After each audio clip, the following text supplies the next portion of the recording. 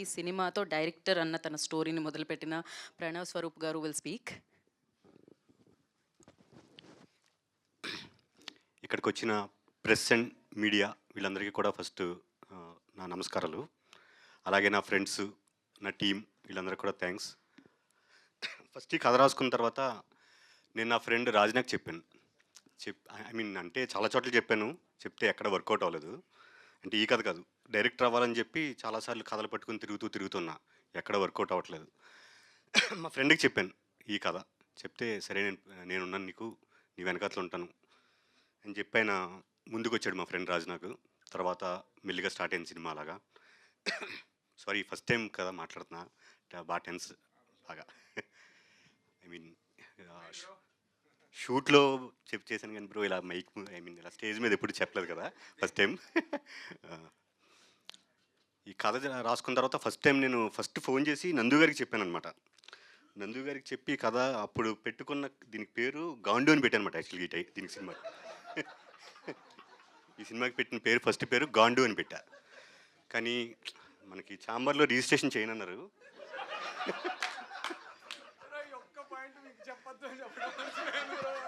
ఆయన అదొక్కటే చెప్పొద్దని రిక్వెస్ట్ చేస్తే అదే ముందు చెప్పారు. మీరు చెప్పే విధానంలో ఫస్ట్ ఈ సినిమాకి టైటిల్ ఫస్ట్ అలా పెట్టుకున్నాను, నా తర్వాత ఫస్ట్ నందుకు కథ చెప్పాను, అప్పుడు గాండు అని పేరు పెట్టినట్టు నన్ను ఏదో మీరు తిడుతున్నట్టుంది బ్రో. అంటే దీనికి అంత అగ్లీగా ఉండే పేరు ఉండాలి కదా అని చెప్పి ఫస్ట్ గాండు అని పెట్టాను. తర్వాత అది అక్కడ చాంబర్లో రిజిస్ట్రేషన్ చేయనన్నారు కాబట్టి ఇంకా అంత అగ్లీగా కనబడాలని చెప్పి అప్పుడు అగ్లీ స్టోరీ అని పెట్టాను అనమాట. ఈ కథ రాసుకున్న తర్వాత ఫస్ట్ నందు గారికి చెప్పి స్టోరీ చెప్తే ఆయన ఫస్ట్ నన్ను నమ్మలేదనుకుంటా కదా బ్రో, ఈడు ఎలా తీస్తాడు ఏంటో అని. నమ్మకపోతే సినిమా ఎలా చేస్తారండి, మరీ దారుణం అసలు. నేను ఖండిస్తున్నాను ఇది. ఇప్పుడే బెక్కం గారు కథ చెప్పిన తర్వాత ఫుల్ సపోర్ట్ సపోర్ట్ బ్రో. అంటే ఫస్ట్ ఇనీషియల్ గా కథ చెప్పిన వెంటనే బ్రో నాలో ఉన్నటువంటి కార్తిక్ ని బయటికి తీసుకురా బ్రో. ఈడు ఎంత ఈడేమో చాలాసార్లు అన్నారు, ఈడేమో నువ్వేంటి బ్రో ఈ కథ ఏంటి బ్రో అని చెప్పి.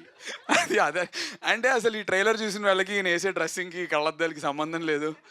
మీరు మా ఇంటర్ కాలేజ్లో జూనియర్ లెక్చరర్లా ఉన్నారు, మీరు అగ్లీ స్టోరీ తీస్తారని ఎలా అనుకుంటాం బ్రో.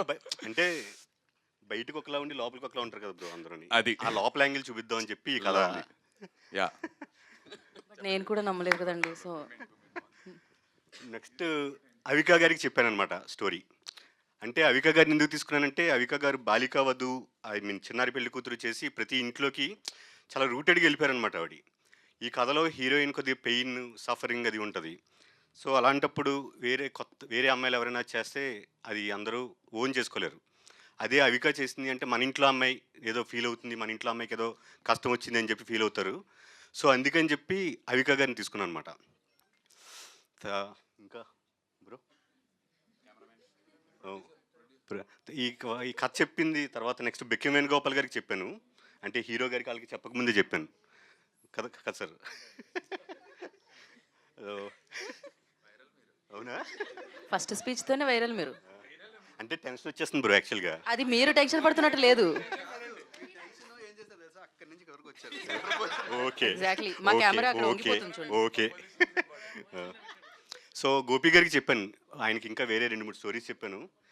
ఈ స్టోరీ యాక్చువల్గా వెబ్ సిరీస్ కానీ రాశాను అనమాట. ఇది వెబ్ సిరీస్కి ఇంకా వైల్డ్గా రాశాను బాగా. అంత వైల్డ్గా అయితే నిన్ను ఇండస్ట్రీ బ్యాన్ చేస్తుంది, నువ్వు ఇంట్లో కూర్చోవాల్సి వస్తుంది ఇంత వైల్డ్గా తీస్తే అని చెప్పారు ఆయన.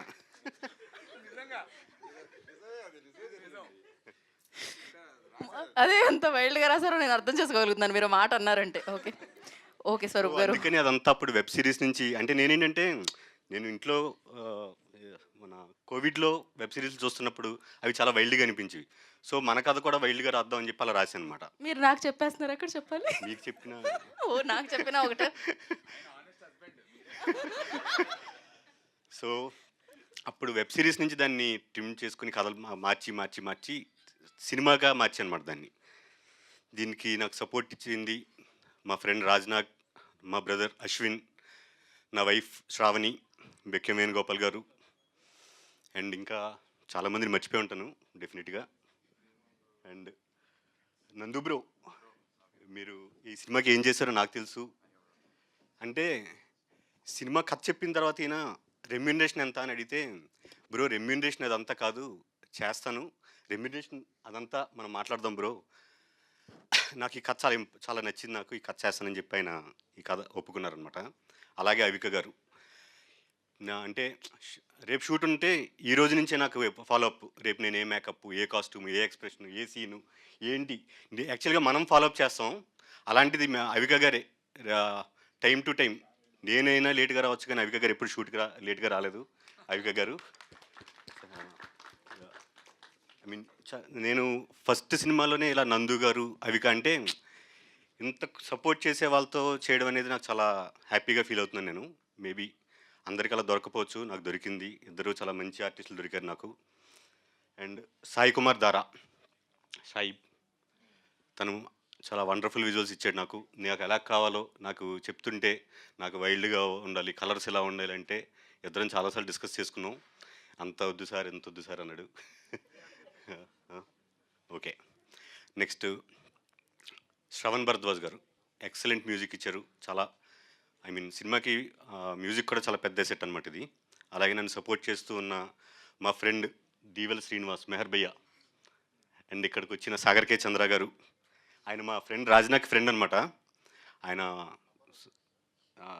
ట్రైలర్ చూసిన తర్వాత అప్పుడు ఇంప్రెస్ అయ్యి సరే నేను సపోర్ట్ చేస్తాను నీకని చెప్పి ఆయన వచ్చారు. Thank you. మీ పేరు స్వరూప్ కాదు, విశ్వరూప్ అని పెట్టాలి, అది చూపించారు మీరు ఇప్పుడు మాకు. Thank you so much. And నా ఇవాళ టైం ఇచ్చి సపోర్ట్ చేయడానికి